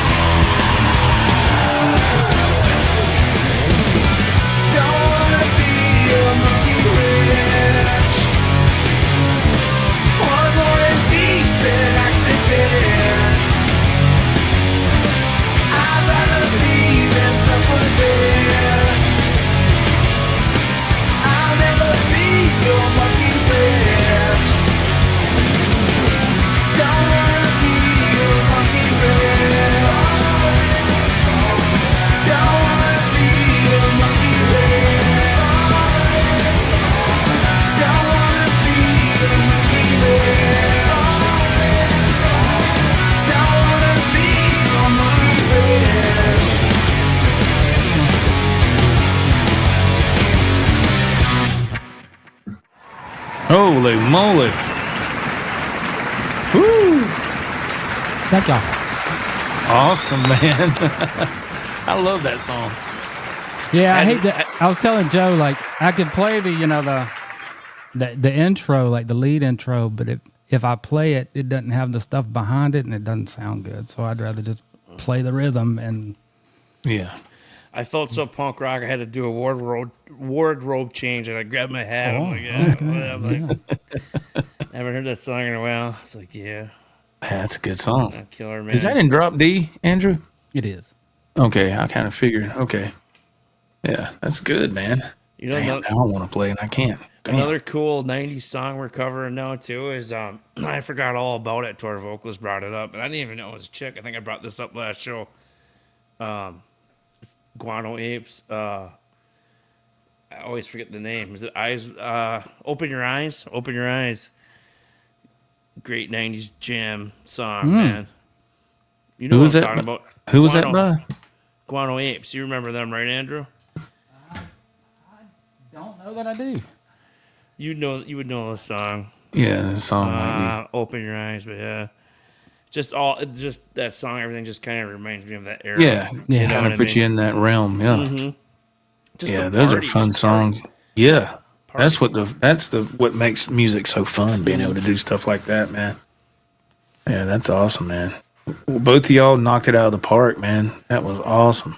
Well, hey, Joe. I mean, a little underwater doesn't bother me. You want to give her? No. I'm looking at it doesn't bother me either. I didn't want you to do it, not know it. No. I appreciate you letting me know, because I would have been like, "What the hell?" Because I see the little thing on the bottom. It's got the emblem for. It's got to do It has to do a restart, and it has to update some drivers. That's why it's doing that. And which is weird. It didn't do that until I hit that go live button. Then I noticed it after Andrew waved me down. I looked and I said, "I'll be a son of a gun." Yeah, there's that damn thing down there. Like, shit. I was like, "Oh no!" And when that happens, you're just on the bench. That's all there is to it. Now, if I wasn't hosting the stream, I could go out, come back. But since I'm hosting it, it would derail everything. I don't want to mess y'all up because my stuff, that ain't fair. So I ain't worried about it.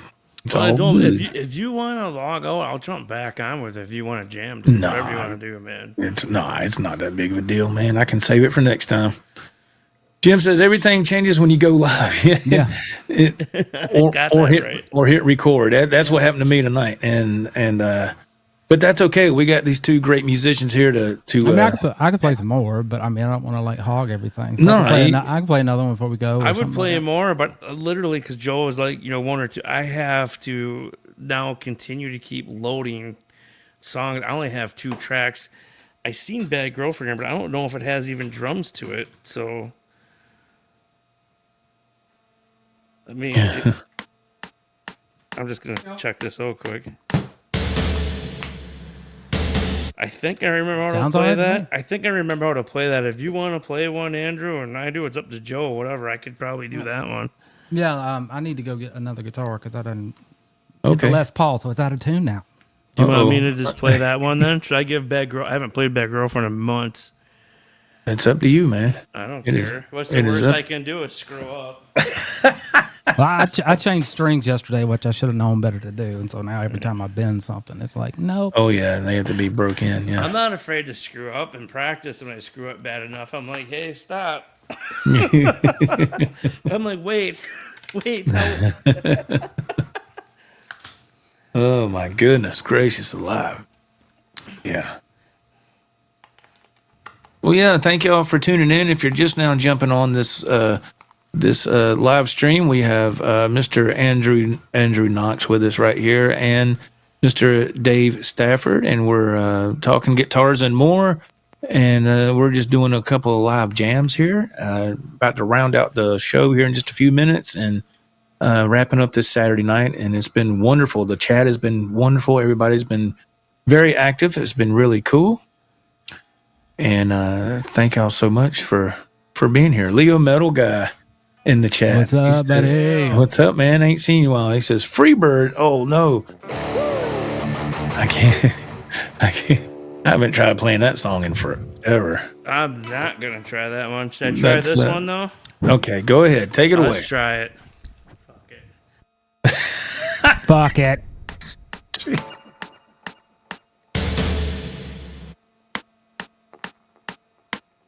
Fuck it again.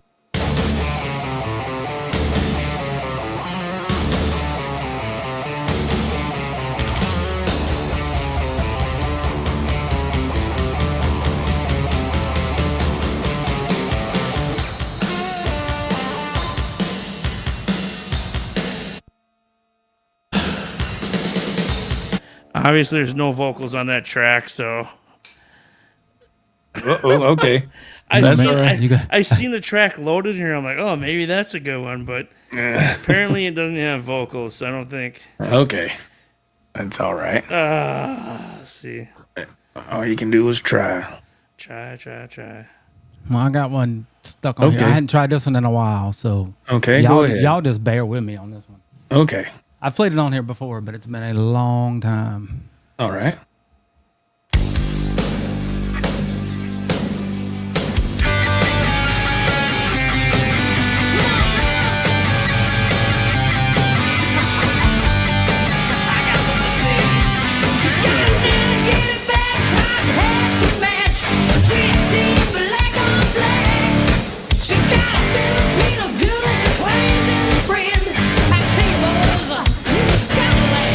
Now I use the kind of city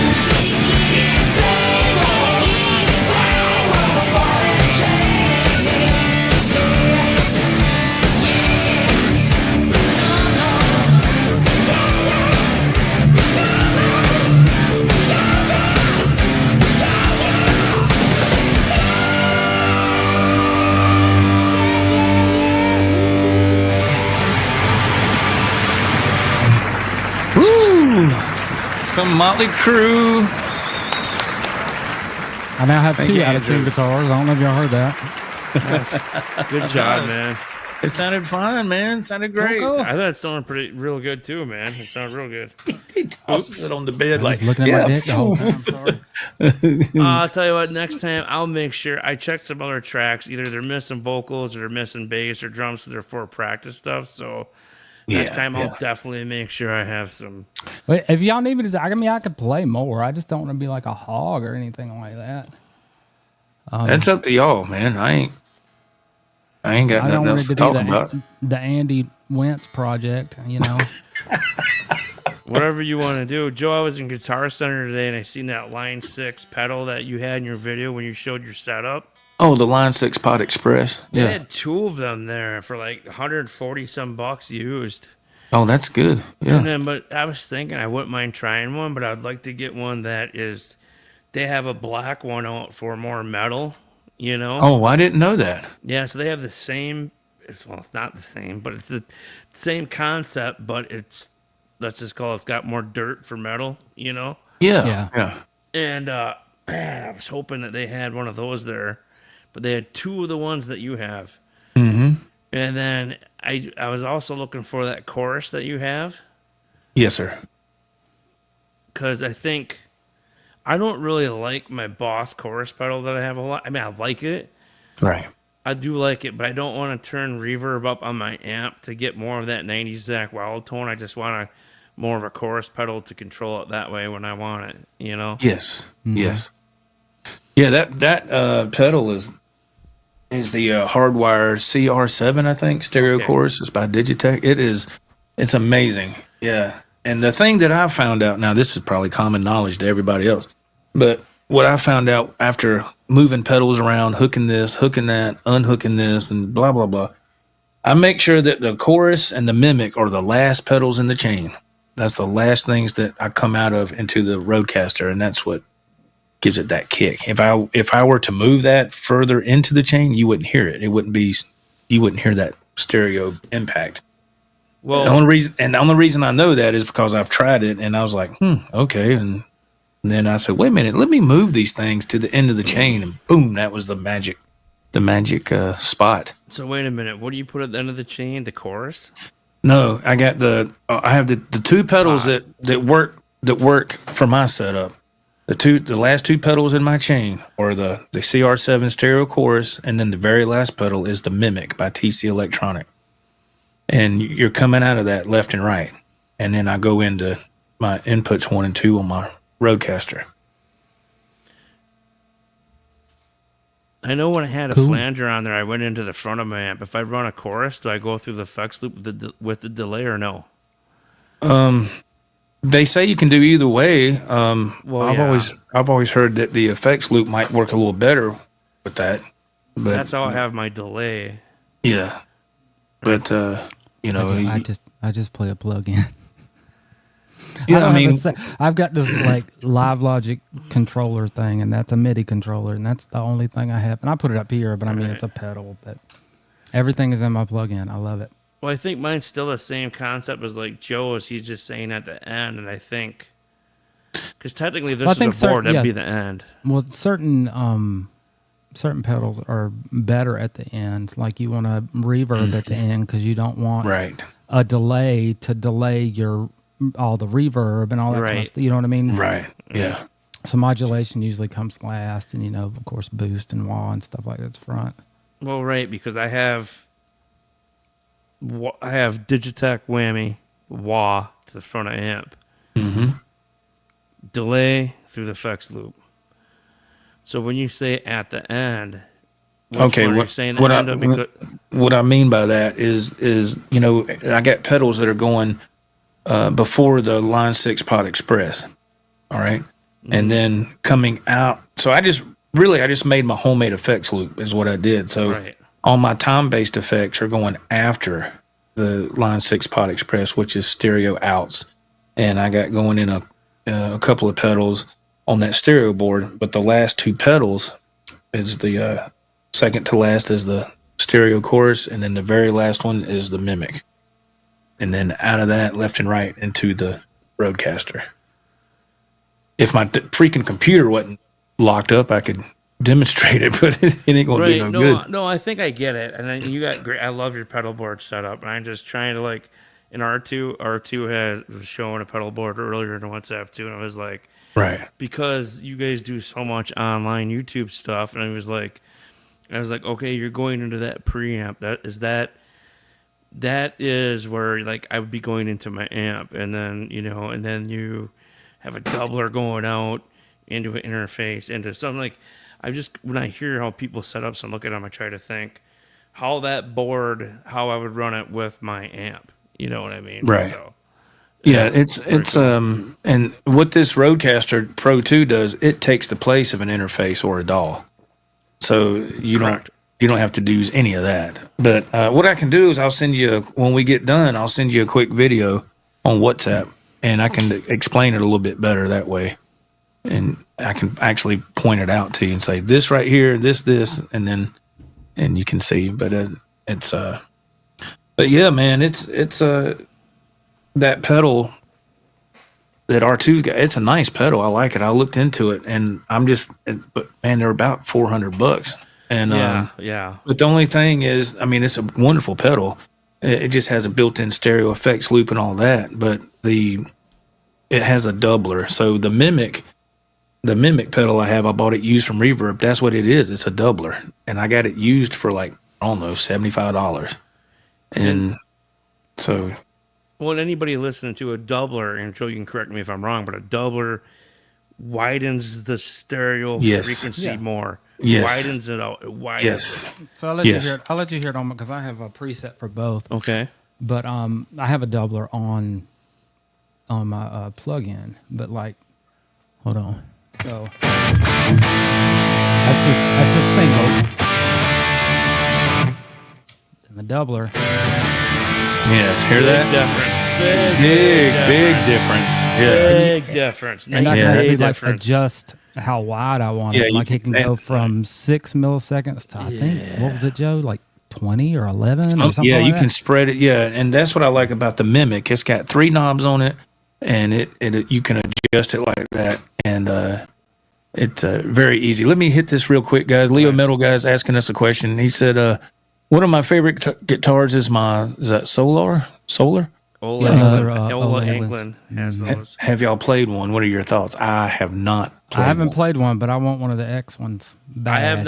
I haven't played one, but I almost pulled the trigger on one and bought it. But they are a little on the pricey end for it was just the timing of what the reason I didn't get one is because I already spent money on something else music wise at that point. But it's on my radar. Okay, cool. And I would like to get a 7-string if I get one of them. Blue Monk says he has a very similar effect to the Mimic with his dual pitch shifter. That Mimic is a great pedal. Yes, I don't know that. Can I share like my screen and show you? Yeah, you share and I have to approve it. But yeah, because I want to say something too, Joe. Like how simple my setup is, and I'm running through like the amp. But I also know, and that was part of why I said it in the green room. Like, I'm learning all the time too. I'm like, I don't want a complex pedal and shit for a show, but like that doubler. I mean, this is some really cool shit that I can easily add to my board. Oh yes, it's night and day, man. It's very, very much night and day. Very much. Large car lifestyle, Slick Rick. What is going on, man? What's up, Slick? Good to see you, man. Good to see you, brother. That example Andrew did is, if you couldn't hear that, you're deaf. Yeah, that's why I was going for the stereo wide thing, because when I heard Jimmy Biter do it, it absolutely. Let's see if I can add the stage. It blew my mind.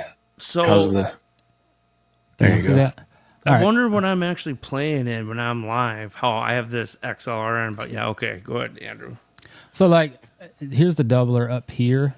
And like I said, you can go from 6 milliseconds and then you can, I don't even know. Wait a minute. So your thing is a plug-in? Is that what he's using a standalone thing? Yeah, he's not using the.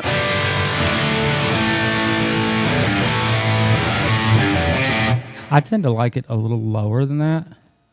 I put it at 6. But the cool thing about this is you can half step down, full step down. With no latency. I don't even know that how sounds far. nice. I don't know how far down you can go. There's like no What latency is that? there either. Damn, that's 6 steps down. Good God. What is that like? I've never tried to do that before. Is that like G double flat something? So basically what I do, and I know you can't see it on my thing, but I have like standard, then I got a button that's half step down. E flat, right? E flat. And then there you full go. step down. Standard D. That's standard D. And then like I got a clean one. I use that to tune with because when it's doubled, the tuner gets kind of fritzy. But like that's just 4 of them, and then I can go up a bank. Wait, what'd you say about the doubler? When you use the doubler, it gets kind of... The tuner doesn't really track very well. Oh. But so, like I said, I've got a strip that does everything doubled, and then I've got a strip that's everything not doubled. So, I mean, that's just... So when would you not want to double it? Because it just sounds so cool doubled after hearing it. I don't know. Sometimes when I'm playing by myself, it just seems to be, without a backing track. Too wide. I just don't need it. But I mean, like... Yeah. So with this plug-in, this is the Rabia, so it has a lot of the synth stuff. I haven't used any of it. But like in front of the amp, I've got a compressor, an octave, a fuzz, or an overdrive. Boy, it looks fancy. You've got 3 different amps to choose from. You've got You had to dial on that amp too? Yeah, and you got the clean amp, you got the dirty amp, and then you got the super dirty amp. So cool. But there's also there's default settings, there's artist settings for different artists. You've got Rabias on settings. Then these are just like presets. And then the ones that I find that I like, I have renamed them and they're under mine. And you can see these are the ones that I have hooked to the MIDI controller. You can see those little things. This is an amazing thing. And then after that, you got your speaker cabinets, and your room mics and all that kind of stuff that you can set up. After that, amazing. Yeah. After that, you got an EQ, a parametric post EQ, which you can do all that. Yeah, and then you have your post effects. So this is where your delay and your reverb and stuff are. Now, this plug-in new is like $140. I was gonna ask because this seems high end. I got it for when they were doing their 2-year it was half birthday, off, I think. and I got it for like $65. And this can do any freaking thing you want. And since I don't play out and stuff, it's perfect for me. I don't need it to go to an amp or to a cabinet or anything. Right. Everything I do is through my headphones and on my laptop. So I don't need anything other than this. It's kind of old tech, to be honest with you. That's just too much work. And this is just the Rabia. Like I have the Petrucci one as well. The Petrucci one has a piezo, like an acoustic amp simulator on it, and all kinds of different stuff too. My hat's off to you for learning to do all that in those plugins. But I mean, it's just, great, man. Yeah, just and like I said, it does everything I need it to. I don't know that I could take it anywhere and make it do it, but here on my desk. If you were in a gigging band, you'd be one of those bands and guitar players that you have to have a table set up to your left with your laptop on it. Mm-hmm. I wouldn't take this laptop anywhere.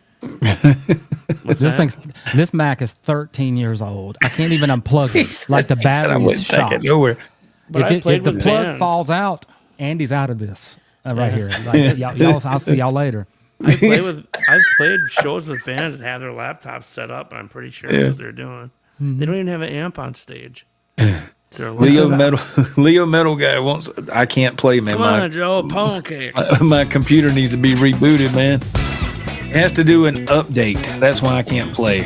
So, but I appreciate you tuning in, man. Yeah, I can't play. I have to. It didn't come up till right before I went to play. It said, your computer needs to do an update to be processed. I was like, okay, so I'm on the bench.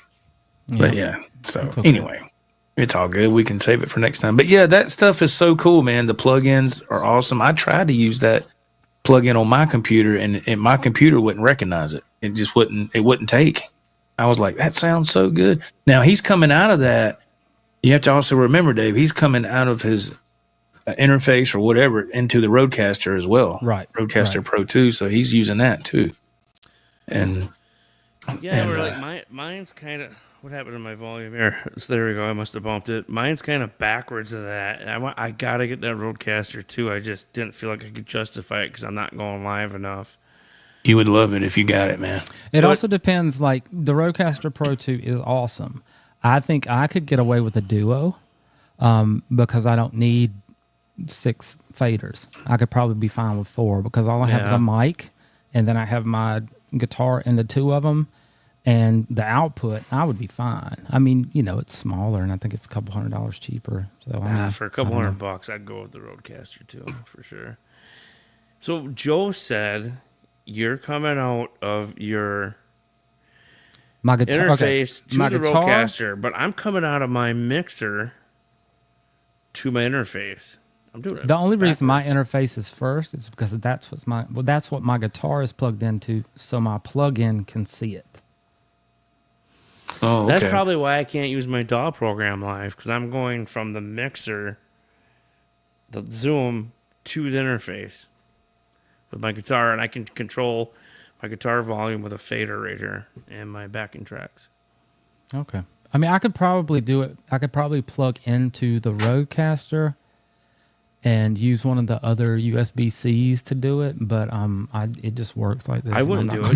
Your sound sounds great. I'm just trying to think if I'm doing it. So it goes into. So my guitar goes into my interface, plays on the plug-in, goes back to the interface, and I am actually coming out of my headphone jack on my interface, and it's a TRS to a 2TS, so it's tip ring sleeve to 2 tip sleeve or tip or whatever.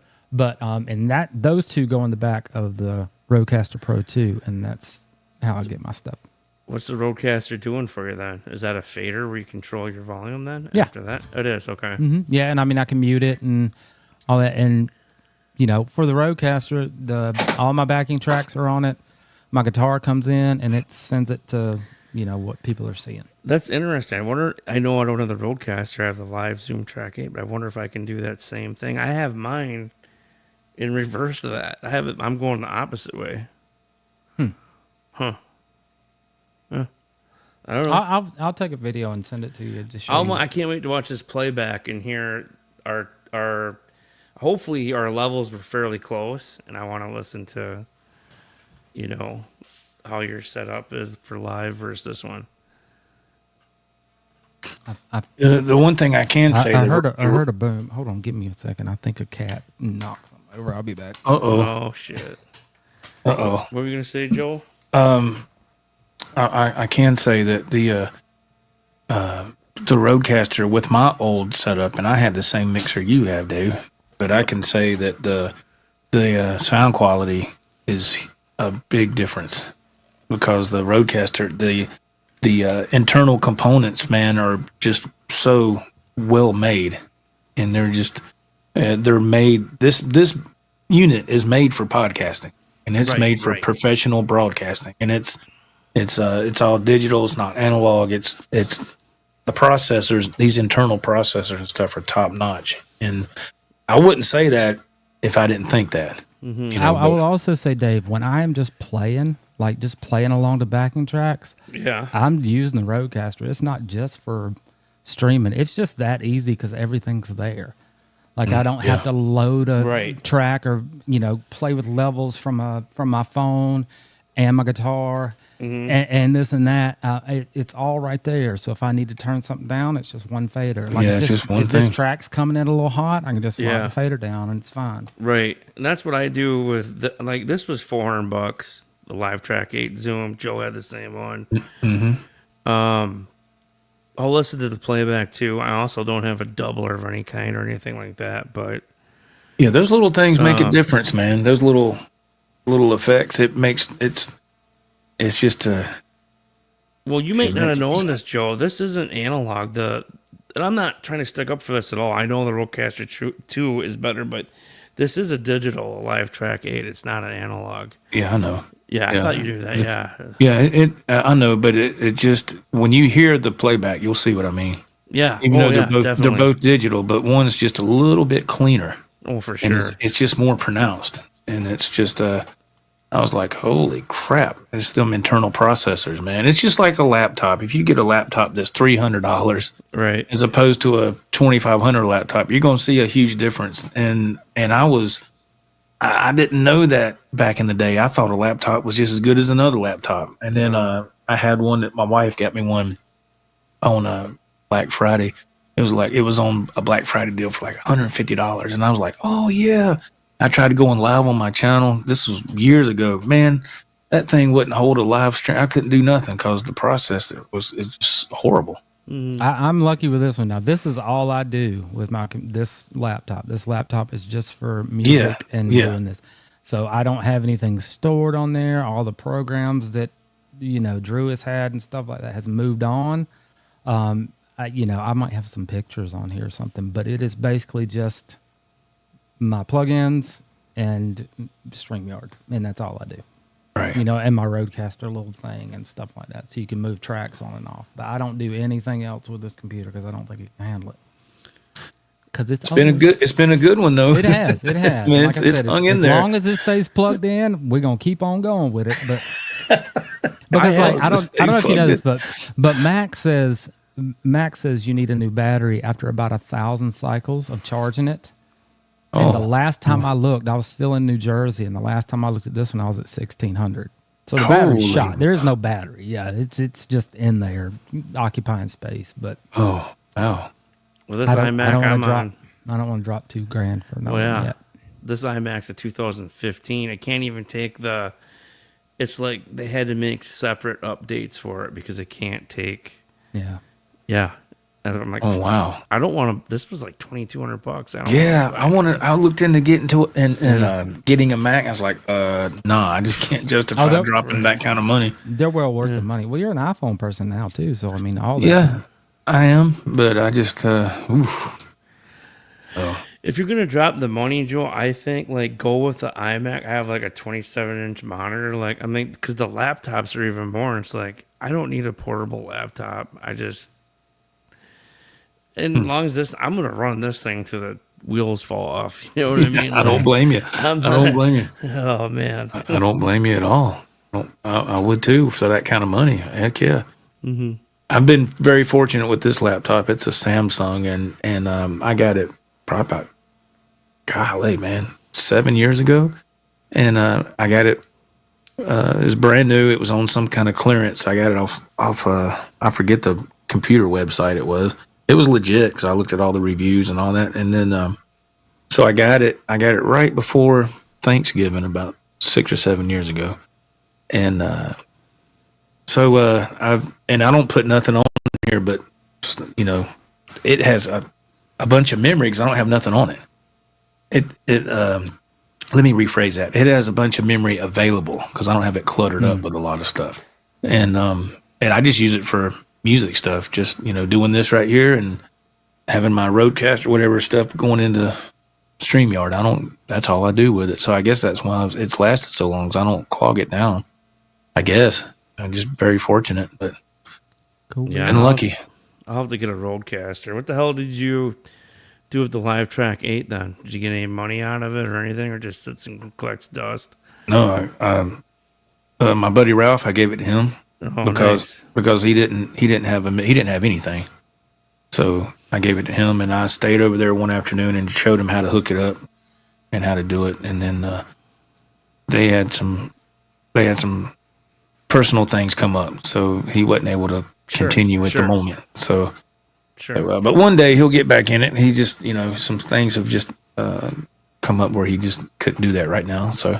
Right. Life happens. Life happens. That's right. That's right. You never know. You never know. But yeah, I gave it to him because I wasn't going to use it, because once I got this and I could hear the difference, I was like, I don't need that no more, because it was a major step up.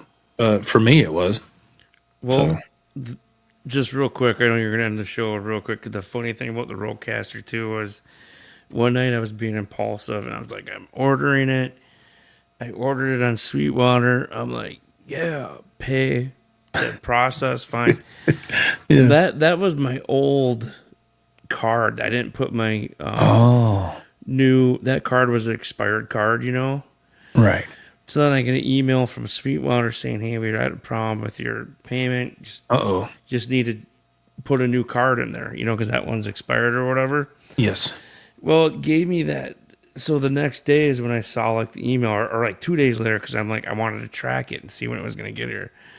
Well, then endorphins wore off, and my brain was thinking, I was like, I don't really need it anyway. I'm just not going to order it right now. So I would have had it.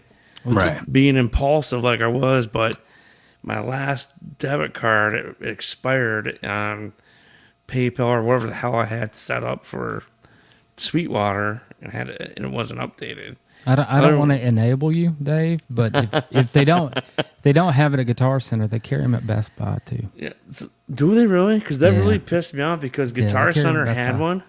Yeah, They had one on the shelf. They sold it. They've never replaced it. I've seen some Rode products in Target here, like the pod mic. I didn't know that. Man, not in Wisconsin. I didn't see a dude. Rodecaster, but I mean, it's Florida, man. It's Gainesville, Florida. Oh yeah, everyone's doing a podcast in Florida. No, nobody cares about anything here. It's like one of the number one states everybody wants to move to, and so is South Carolina. They're in the top 5. Well, Oh, wow. South Carolina is really sought after. Or is it North Carolina? No, I think it's not bad. Asheville is in South Carolina, right? No, that's in North Asheville's Carolina. North Carolina. Yeah, maybe That's it's North Carolina. in the mountains of North Carolina. Yeah, they maybe got hit. They got hit real bad Ain't from nobody Helene moving to hurricane. Asheville right now. Not right now. Drew's got a cousin that lives there, and they still don't have clean drinking water. Yeah, they got a mess up there still. That's scary, man. Yeah, I donated today when I bought that wireless unit. I donated 67 cents. They asked if I wanted to round up 67 cents to the hurricane victims. I'm like, absolutely. And like I said, they're still going through a lot. Yeah, they'll be going through a lot for a while. Absolutely. Yeah. Well, y'all, this has been a wonderful show. We've hit our time of 2 hours, and man, I have got to say, if it wasn't for these gentlemen here, this show would have been maybe 2.5 minutes. So, you wouldn't thank even you have been able to. to say fuck on there. I wouldn't have been able to do anything. So, thank you to Andrew Knox. Thank you very much, Andrew. Yeah, And thank you for absolutely, man. jamming on some tunes. And thank you. And thank you, Brother Dave, for being here. Thank you, everybody. Appreciate it so much. Joel, thank you for having me, man. It was fun jamming on here. Hopefully I didn't babble too much. No, that's what we do here. That's what we do here, man. We sit here and talk guitars and more and jam if technology allows, which thank God y'all were able to do that because I was indisposed. I couldn't do it. So until next time, ladies and gentlemen, we will see you on the next time around. Don't forget to tune in to Stafford's Music Studio down there. He goes live. Follow King Cobra on Facebook. Yeah, follow King Cobra, absolutely, and check Stafford's Music Studio out for more information. Oh yeah, okay. Yes. Throw Sure. what do you call it when you do a commercial thing? In there? Plug one more Plug. thing. Yeah, plug. Go ahead. And if anyone here follows my YouTube channel, it sounds like this Wednesday night we're going to do a live King Cobra practice on YouTube and our Facebook page. So keep your eye open for that. Thank you. Thank you, Andrew. Looks good.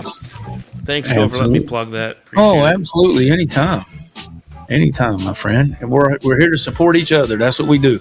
That's right. All right. I don't do anything. I just have to wear other people's shirts. I don't have a shirt. Thank you, everybody who tuned in. Thank you to if you watch on the replay. Appreciate it very much. Thanks for being patient with us and sticking it out. Really appreciate it. And until next time, this is Joe for the Joe Wentz Project TV. We'll see you soon. Take care, everybody.